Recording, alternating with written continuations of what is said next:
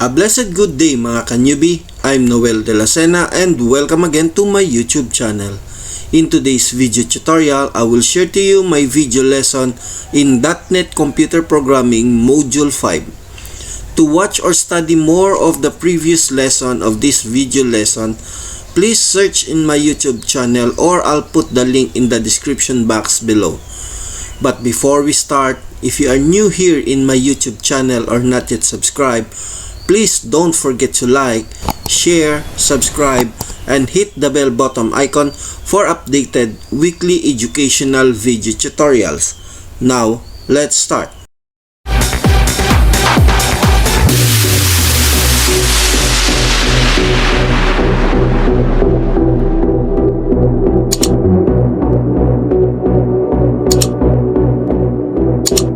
.NET Computer Programming Module 5 HTML5 Syntax and Links.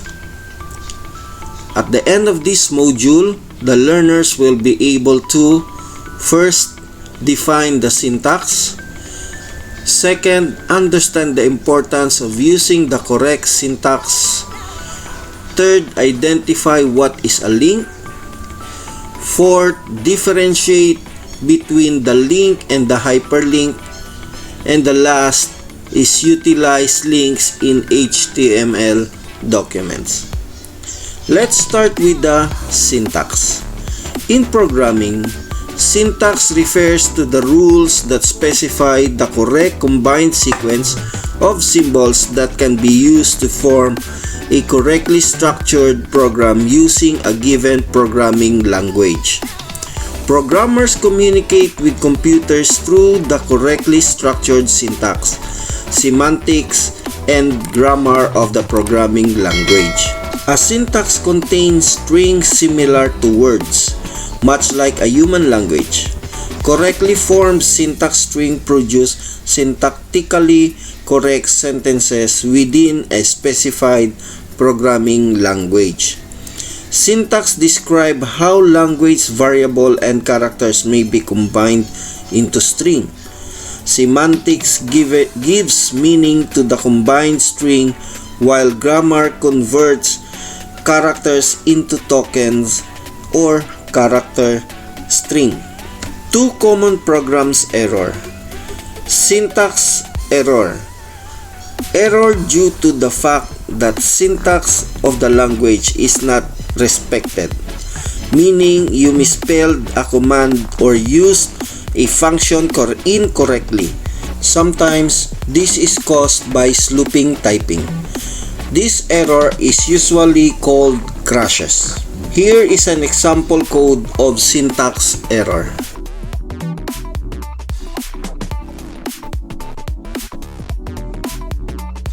The second common program errors is the logical errors. Errors due to the fact that the specification is not respected, normally called bugs. These errors are nearly impossible to solve just by looking at the codes. Worst, when you run the program in your browser, it won't report an error. It won't work correctly, but the code is all technically correct, rather than telling it to do something illegal, which would result in a syntax error. This code has told the program to do something that completely illegal or completely legal rather, but not logical. Here are the few steps to resolve the logic error.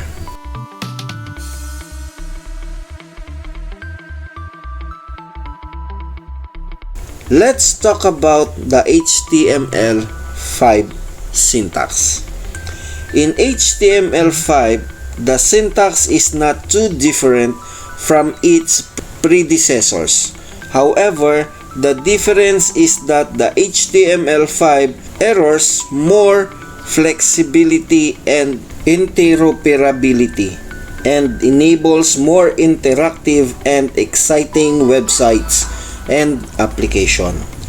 HTML5 introduced a whole set of new elements that make it much easier to structure pages.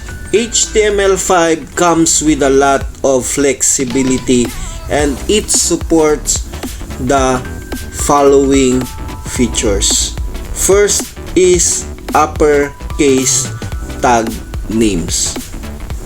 Second, quotes are optionals for attributes. Third, attribute values are optional. And the fourth is closing empty elements are optional. The doc type. Doc types in older version of HTML were longer. This syntax is case sensitive. HTML5 authors would use simple syntax to specify doc type as follows.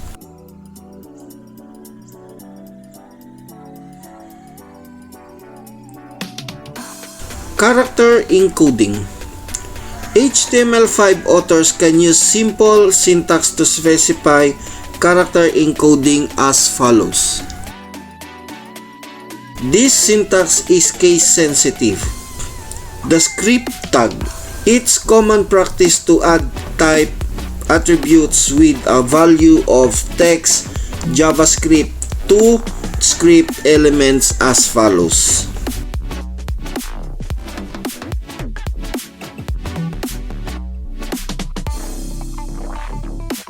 HTML5 removes extra information required and you can use simply following syntax. The link tag. So far you were writing link as follows.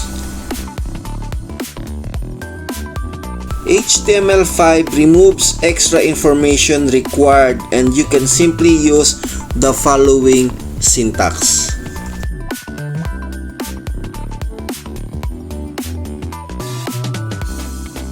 Now, let's go to the link. A link is nothing but a chain that connects pages within websites, and without links, there are no website. A link or an anchor is a word, a group of words, or an image you can click to jump to another document or a specific part of the current document. The element for links, both internal and external, are as simple as a tag, an abbreviation of anchor. But you cannot just use a tag. You have to add at least one attribute, the href. Href stands for hypertext reference and the value defines the address you are linking to. The simplest link looks like the one that display on your screen. Open in a new window. Sometimes you want the user to keep having your web page open, and you have the responsibility of determining whether or not a link should open in a new window. To do this, you use the target attribute, as you see in your screen.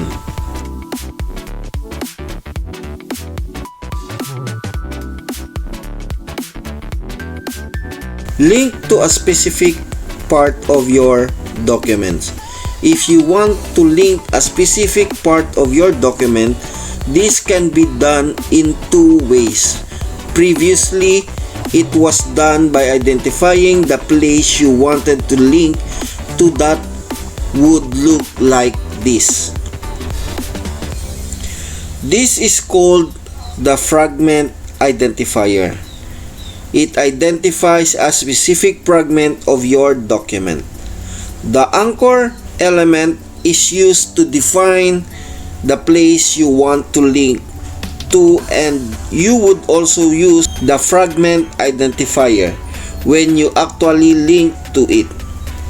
The number sign indicates that it is a Fragment Identifier link, and the question 2 tells the browser which fragment you look for.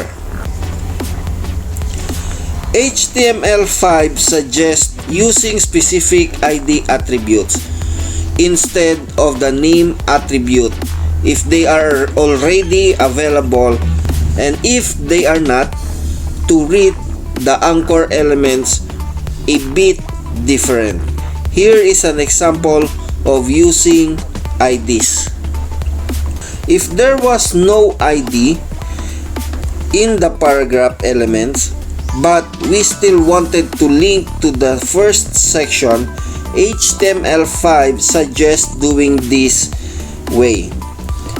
As you can see, we use the anchor element, and if there is now unique ID, and then close the element in the first tag as the closing tag is not needed.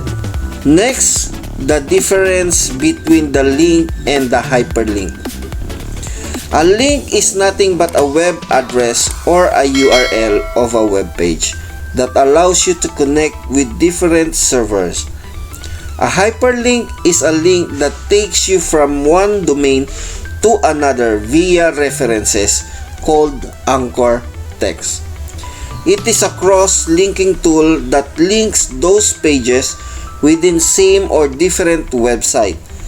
The link can be divided into internal and external links. An internal links is a link that connects two web pages within the same website, whereas an internal links is used to connect two web pages that belongs to two different websites. Both the terms link and hyperlinks are intertwined and often used to interchangeably, but in different contexts. A link, when used within the web page, is called a hyperlink.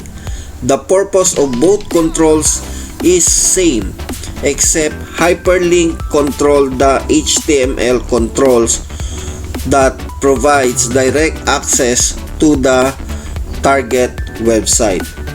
When clicked or hovered upon, whereas a link control is a server controls that takes request to the server first when clicked before redirecting to the access to the target website.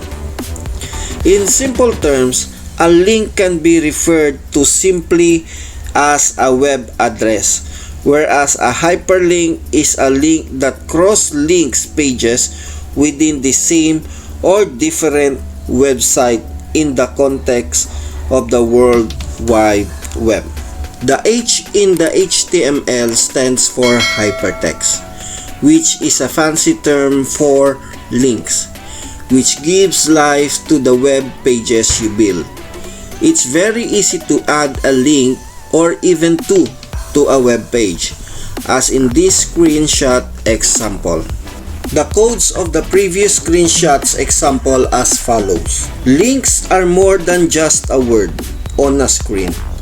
When the user clicks the text, the browser loads a different page on the internet.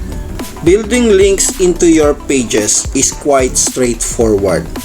First, begin with an ordinary page. Links are usually embedded directly into your page. Links cannot stand on their own, but are usually part of some other block level element like paragraph. Use the A tag to indicate a link. The A stands for anchor. Of course, it should be a link tag, but that term is used for something else in HTML. Third, use the href attribute to describe where the link will go. Most links have an href or hypertext reference attribute, which describe what a page should load when the user clicks the link. The href can be a relative or absolute address. Relative address. The href can be simple file name, and if you're linking to a file in the same directory as the web page you're writing, you can simply indicate the file name. This is a relative reference because the browser assumes the link file is in the current directory of the current server. Absolute address.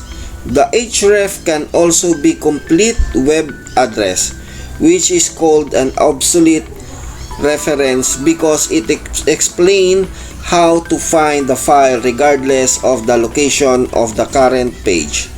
To point to pages or file on somebody else's server, you must use absolute reference.